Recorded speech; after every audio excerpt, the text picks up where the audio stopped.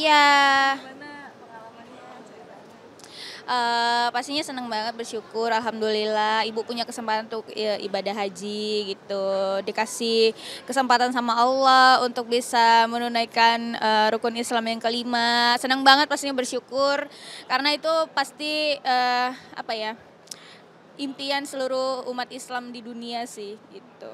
Karena kalau kita lihat sosmed kakak kan rajin banget bawa keluarga tuh kayak liburan kemana-mana. Mhm. Mungkin kenapa sih alasannya maksudnya mengutamakan keluarga banget? Iya pastilah, keluarga dulu. Aku kerja juga buat keluarga. Aku istilahnya pulang pulang malam, pulang subuh, terus berangkat subuh lagi, itu pasti buat keluarga sih Kak. Jadi makanya apa yang udah aku dapatkan, yang udah dihasilkan, pastinya buat keluarga juga, karena menurut aku kayak keluarga itu pasti apa ya, jadi penyemangat kita juga sih buat kerja gitu. Oke, tapi mungkin pernah nggak ada kayak kepikiran ternyata sekarang tuh ngutamain keluarga banget sampai mungkin lupa sama diri sendiri, Hmm. pernah nggak kayak gitu? Apa ya, aku tetap, maksudnya tetap mengutamakan keluarga, tapi aku nggak ngerasa melupakan diri sendiri sih, karena menurut aku apa ya, keluarga itu juga bagian dari kita kan. Jadi keluarga seneng, kita juga ikut happy, karena aku juga nggak bisa ngelepas keluargaku sendiri untuk seneng-seneng gitu loh, karena kan eh, aku kalau keluargaku seneng-seneng, aku pasti ikut seneng-seneng juga gitu. Oke, tapi kalau misalkan self reward ataupun me time terbaik kakak tuh apa? Tidur di rumah, self reward aku tuh tidur, karena aku suka tidur, aku cinta tidur. Terus paling kayak beli-beli alat makeup gitu-gitu sih. Oke. Tapi kapan mungkin momen yang paling kayak "Aduh, ini tuh cita-cita banget untuk membahagiain keluarga. Sampai di titik apa tuh?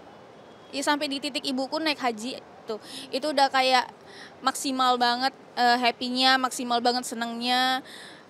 Karena kan haji nggak murah ya Kak, pastinya butuh mental juga, apalagi kan ibuku masih sakit pada waktu itu. Jadi aku kayak ngerasa mental ibuku juga harus disiapkan, terus juga bekal-bekal ibuku juga, karena aku bener-bener kayak intens banget, aku beli ini beli itu, beli obat, terus juga beli cemilan, karena aku nggak mau ibuku tuh lapar di sana, terus kekurangan obat, kekurangan makanan, minuman gitu. Karena kan di sana pasti rame banget ya Kak, rame banget, terus juga desak-desakan gitu. Nah, aku takut kalau aku nggak mempersiapkan dengan baik, itu pasti ibuku bakal kesusahan di sana. Tapi alhamdulillah semuanya berjalan dengan lancar sampai ibu pulang ke tanah air gitu. Tapi komunikasi lancar nggak kak selama di sana? Iya, aku tiap hari selalu telepon ibuku, aku tanya ibuku lagi apa, udah makan belum, gimana di sana, apa masalah di sana gitu-gitu. Tapi alhamdulillah sih lancar-lancar aja sampai ibuku pulang gitu. Oke, tapi mungkin dari ibu sendiri mengungkapkan nggak sih kayak terima kasih banget sama kakak karena udah memberangkatkan. Eh, ada sih, kayak sebelum berangkat ibu bilang makasih gitu karena udah berangkatin ibu haji gitu. Cuman aku kayak apa sih ibu nih, aku kan gengsian gitu kan, mau ngungkapin sayang ke ibuku tuh aku tuh nggak bisa gitu karena aku gengsi banget gitu. Terus ibuku juga gitu. Jadi apa ya, pas ibuku berangkat haji, ibuku nangis gitu, dia sholat nangis, kayak apa ya, aku tuh tahu sih karena kan malam-malam ibuku tuh bangun, aku tuh belum tidur gitu, jadi aku ngelihat ibuku nangis, sholat nangis. Ya, mungkin menurut aku itu adalah ungkapan terima kasih ibuku ke aku sih gitu. Oke, tapi mungkin ada doa-doa yang di-spill nggak sih sama maupun kakak gitu ketika Sebenarnya nggak ada sih, cuman pastinya ibuku selalu doain aku tuh sehat, terus juga karirnya makin bagus gitu. Apalagi kan bentar lagi aku mau ke jenjang lebih serius sama pasanganku. Jadi aku minta doanya ke ibuku buat apa ya, buat apa, lancarin nanti persiapannya gimana, terus nanti pas udah nikah juga gimana. Karena menurut aku doa ibu aku tuh paling berharga banget. Apapun yang ada di dunia ini tuh nggak ada apa-apanya dibanding doa ibuku gitu. Jadi kalau ibuku doain aku pasti merasa tenang banget sih, karena apa ya, aku kalau udah didoain ibu aku tuh ngerasa seneng gitu Kak, ngerasa tenang gitu ngehadapin semua perkara problema yang ada di dunia ini, pekerjaan dan segala macam tuh kayak hilang seketika gitu. ya, tapi mungkin dari ibu kakak sendiri ada wejangan nggak ketika mungkin kan lebih serius nih yang Mhm. yang pernikahan gitu, mungkin ada kayak nasihatin kakak terkait Iya pasti, ibuku selalu nasehatin, katanya pasti harus kalau udah nikah pastinya nanti bakal ikut sama suami gitu.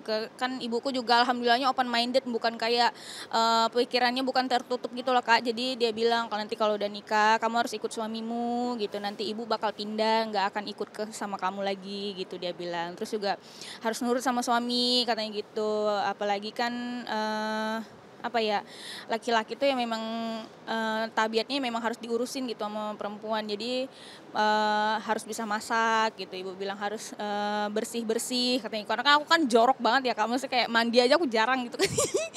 Jadi pas ibuku bilang gitu tuh aku kayak terbuka hatinya untuk bisa belajar lebih baik lagi gimana ke depannya gitu untuk melewati proses pernikahan nantinya gitu. Tapi kakak apakah sudah mematangkan hati ketika nanti pada waktunya datang terus Mhm. berpisah dengan ibu? Sebenarnya aku nggak kebayang sih gimana nanti, aku tuh nggak mau ngebayangin juga gitu karena aku kan setiap hari sama ibu, maksudnya diomelinnya sama ibu, apapun persiapan yang aku lakuin tuh pasti ibu yang siapin gitu, masak disiapin ibu, kayak apa namanya nyiapin baju ibu, pokoknya semua ibu, Kak. Jadi aku ngerasa aduh apa aku bisa ya kalau ibu nanti nggak ada gitu, aku bingung juga sih sebenarnya, cuman aku nggak mau mikirin dulu karena ini masih ada waktu sedikit untuk aku belajar, jadi aku mesti belajar gitu tanpa ibu nanti gitu. Oke, tapi bocah kan sedih banget ya kalau misalnya Pastilah sedih banget, Kak, karena tiap hari aku apa-apa sama ibu gitu kan. Tidur aja aku sekamar sama ibu. Jadi benar-benar bangun tidur muka ibu yang kulihat gitu. juga. Terus kan ini ada adik juga yang Hmm, sukses juga di dunia alhamdulillah. olahraga gitu. Nah, mungkin ini kan bertambah juga anak-anak yang membahagiakan ibu gitu. Mungkin sebagai kakak seperti apa ngeliat? Aku happy sih alhamdulillah adikku mau berusaha untuk bisa jadi lebih apa ya, lebih baik lagi gitu karena kan dia kan laki-laki, baik gimana pun juga nantinya laki-laki kan pasti menafkahi gitu kan. Jadi aku seneng dan juga aku bangga sih sama perjuangan adikku yang memang gak mudah, tapi alhamdulillah dia bisa melewati semuanya dan aku pasti selalu berdoa untuk adikku semoga dia bisa menjadi pribadi yang lebih baik lagi, lebih kuat lagi ke depannya dan juga pastinya membanggakan keluarga gitu. Mungkin kakak udah melewati maksudnya asam garamnya dunia entertain. Mhm. Mungkin ada pesan juga nggak sih ke adik kakak terkait dengan mungkin untuk menjaga dirinya atau apa gitu? Iya, aku bilang sih ke adikku kayak dunia entertainment tuh nggak semulus yang dilihat gitu kan. Orang-orang paling cuma ngelihat tuh luarnya doang, yang di TV doang, yang di layar, di sosmed doang, tapi nggak tahu perjuangan di dalamnya yang di baliknya tuh kayak gimana gitu. Jadi kamu harus ada di jalan yang lurus aja gitu. Karena menurut aku kalau udah menyimpang tuh udah parah sih, udah nggak bisa gitu. Karena dunia entertainment ini tuh kalau kita nggak baik sama orang, attitude nggak bagus, itu pasti dilupain sama orang gitu. Sebenarnya aku karena nggak punya kakek nenek, jadi aku nggak ngerti ya permasalahan mereka seperti apa. Aku juga nggak tahu apa namanya poin-poinnya seperti apa. Cuman kan karena ini melalui proses hukum ya, jadi kita serahkan aja sama hukum yang sudah berlaku, pastinya hukum perdata. Ya semoga mendapatkan titik baik lah di antara cucu dan juga kakek sama neneknya gitu. Tapi mungkin menurut kakak sebagai orang tua gitu kan sebenarnya kakak ini pasti orang tuanya bapaknya kan Mhm. gitu. Tega nggak sih kak hitungannya untuk ngegituin cucunya? Nah, sebenarnya yang harus ditanya itu tuh gimana perjanjian kakek neneknya sama orang tuanya.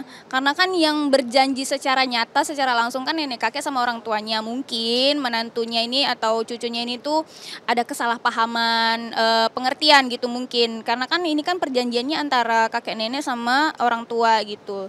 Sebenarnya harusnya karena ini keluarga jadi harusnya berbicara secara kekeluargaan aja sih gimana bagusnya gitu. Karena menurut aku kalau keluarga itu kan gak ada habisnya ya, maksudnya darahnya kan ngalir terus gitu. Jadi menurut aku karena aku nggak ngerti apa-apa, jadi menurut aku ya kalau bisa diselesaikan secara kekeluargaan ya kalau bisa diselesaikan gitu. Terima kasih ya, Kak.